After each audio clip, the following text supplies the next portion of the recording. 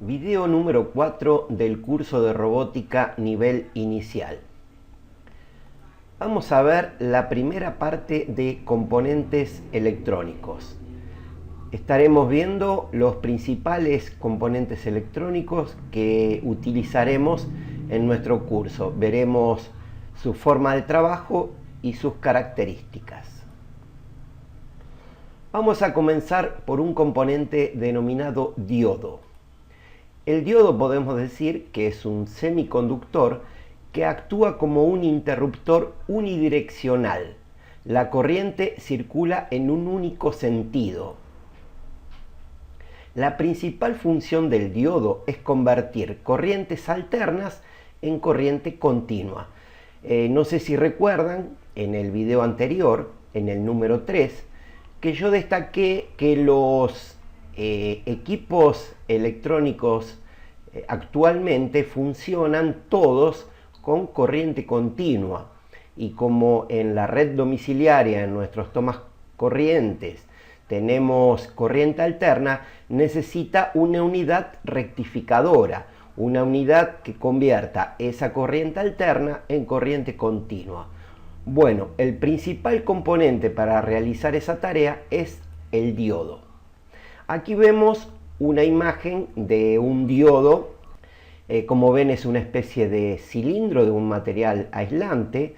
En su interior tiene una cápsula semiconductora y, como ven, tiene dos terminales, uno de cada lado. El símbolo electrónico del diodo es ese que ven en la imagen, donde tiene un ánodo, que es la parte, el terminal positivo del diodo, y el cátodo, que es el terminal negativo o terminal de salida de los electrones.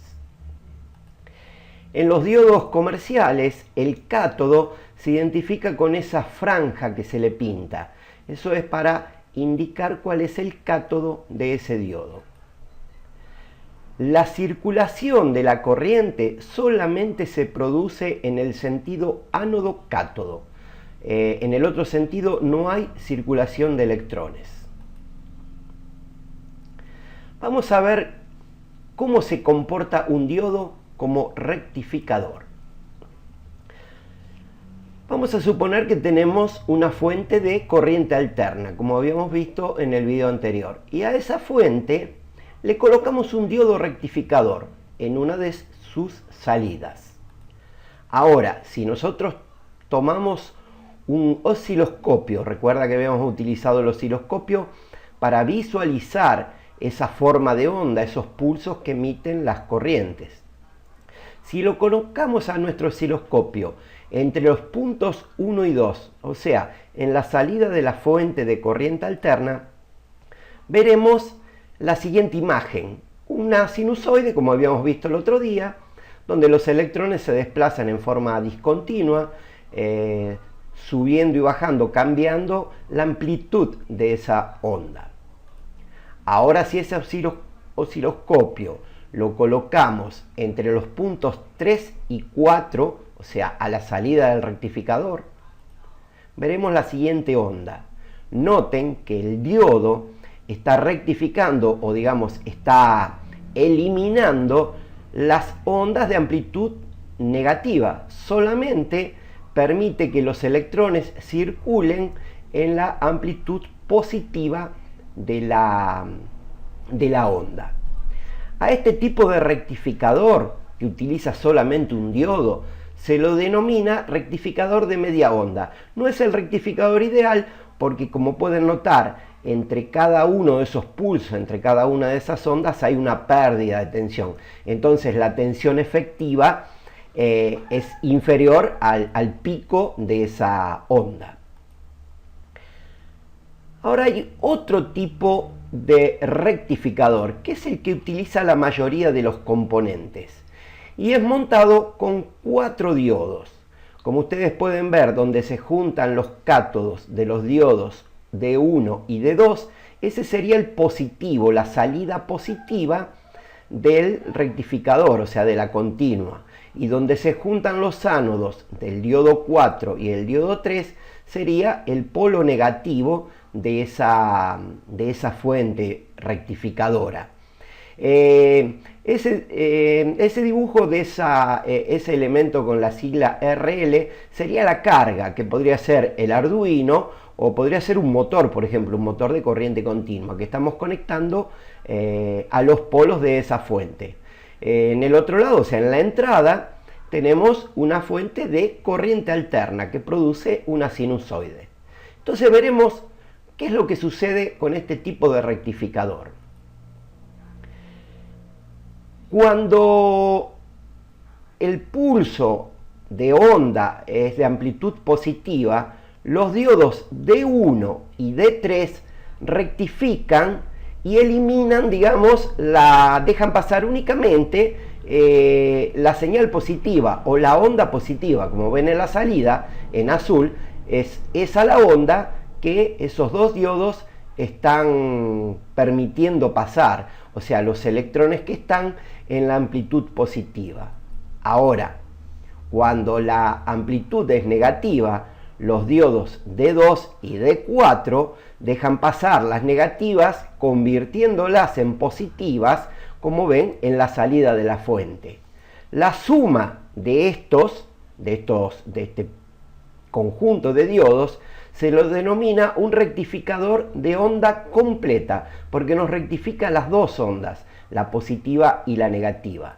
Y a la salida de esa fuente vamos a tener, si colocamos un osciloscopio, una forma de onda como la que vemos en la figura. Si bien no es una forma de onda continua perfecta, pero hay otro elemento que después se coloca en ese rectificador para que mejore esa onda o que la deje recta, en una línea recta. Ahora vamos a ver otro elemento, el capacitor. ¿Qué es un capacitor? Es un componente que almacena cargas eléctricas. Hay dos tipos de capacitores. Están los polarizados y los no polarizados. Los polarizados, también conocidos como capacitores electrolíticos, tienen un dieléctrico, o sea, un aislante entre medio de sus capas interiores, que es líquido.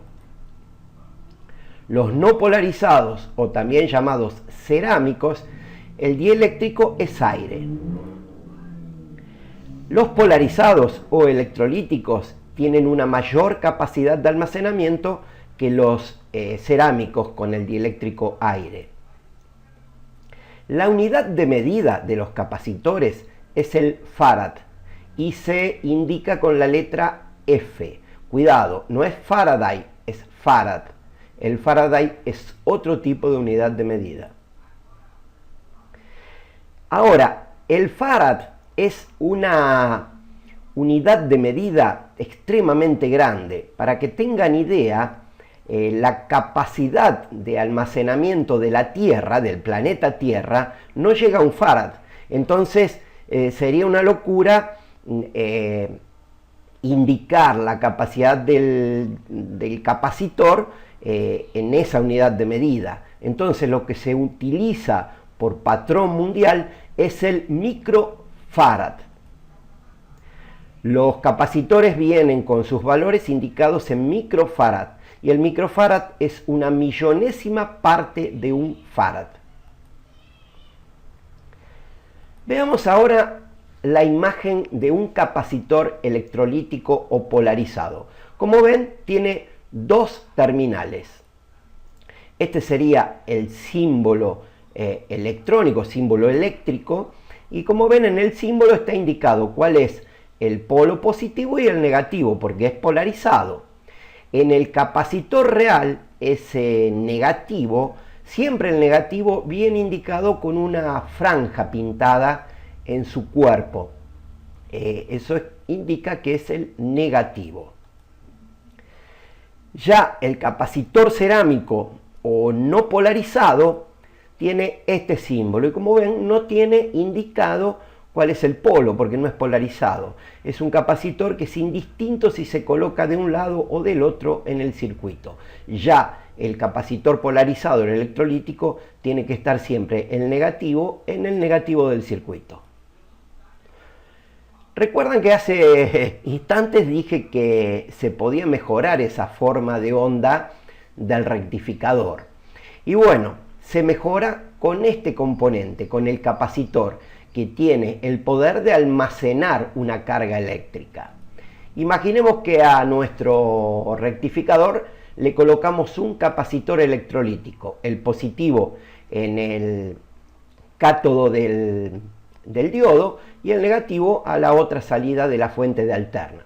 Ahora, si colocamos un osciloscopio en esa salida o en los terminales del electrolítico, veremos la siguiente forma de onda. Como ven, esa línea roja está como cortando esa caída o está aguantando esa caída de tensión que se produce en los picos de la sinusoide. Esa línea se puede mantener perfecta a través de un capacitor de una mayor capacidad. Yo coloqué esta figura para que se entienda cuál es la forma en que trabaja el capacitor, que digamos asegura esa caída de tensión, porque él en el pico alto almacenó esa tensión. ¿Y cómo sabemos cuál es la capacidad de ese capacitor? En el capacitor electrolítico o polarizado, bien indicado en su cuerpo cuál es la capacidad, la cantidad de microfarad, y la tensión máxima de trabajo, porque los capacitores soportan una determinada tensión. Si nosotros lo exponemos a una tensión mayor de la que él fue preparado, que fue fabricado, el capacitor explota.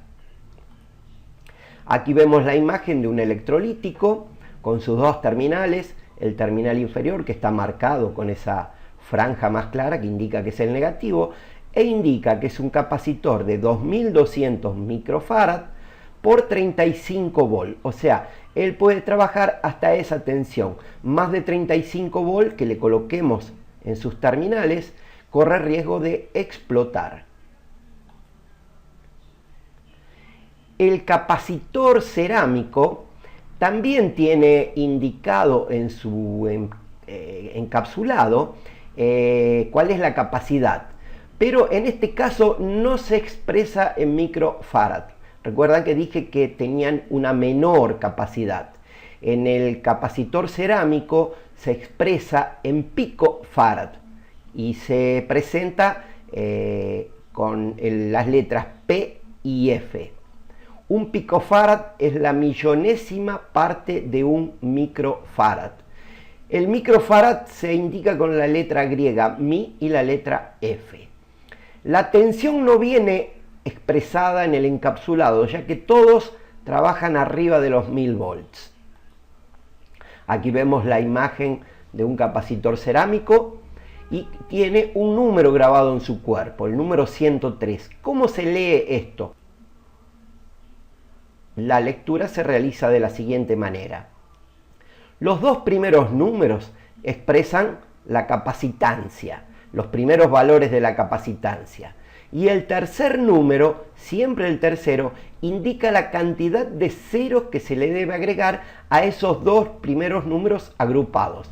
Entonces quiere decir que si a 10 le agregamos 3 ceros, vamos a tener un valor de 10.000 picofarad, o sea, 0,01 microfarad. Otro componente que vamos a utilizar mucho es el LED. El LED es un semiconductor también y es un diodo, no deja de ser un diodo, pero es un diodo que emite luz. Cuando pasa corriente por dentro de su semiconductor, tiene la capacidad de brillar, de emitir una luz. Aquí vemos el símbolo del LED. Es igual al del diodo porque en realidad es un diodo emisor de luz.